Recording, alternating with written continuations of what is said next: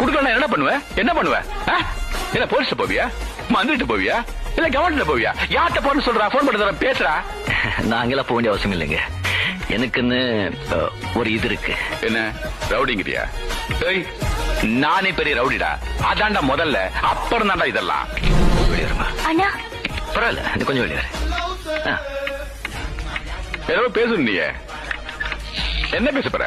ஐயா, என் பேர் மாணிக்கம். எனக்கு இன்னொரு பேர் இருக்கு.